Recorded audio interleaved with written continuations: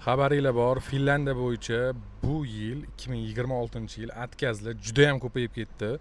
Men bu videoni qilmoqchi emas edim, lekin sizlarni yaxshilab ogohlantirib qo'ymoqchiman.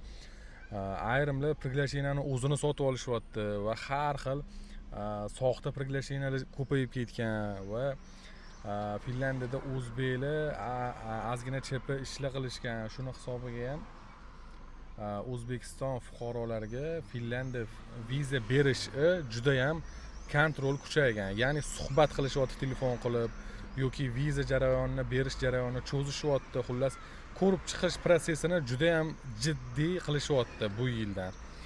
Shuning uchun sizlarga yaxshilab aytib qo'ymoqchiman, agar sizlar ham Finlandiyaga bormoqchi bo'lsanglar, priglasheniyani o'zini umuman sotib olmanglar. Katta ehtimol bilan u soxta bo'ladi. Va ikkinchidan, qanaqa firma bilan hujjat ishini boshlayapsizlar, shunga yaxshilab e'tibor beringlar. O'zi ular oldin viza olganmi, rezultati bormi?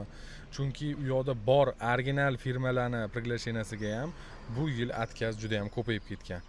Shuning uchun ehtiyot bo'linglar juda ham. Kim bilan ish boshlayotganinglarni yaxshilab qaranglar, rezultatiga qaranglar. Hammaga ham ishonib ketavermanglar. Ayniqsa priglasheniyani o'zini sotaman degan insonlarga umuman ishonmanglar va viza sentrga joyi sotib olib beraman degan odamlarga ham ishonmasliklarini maslahat beraman. Chunki viza sentrga, aynan Finlandiyanikiga joy olish aslida bepul. Shuni yaxshilab bilib olinglar. Bu videoni Yevropaga ketaman degan tanishinglarga jo'natib qo'yinglar. Hammaga assalomu alaykum.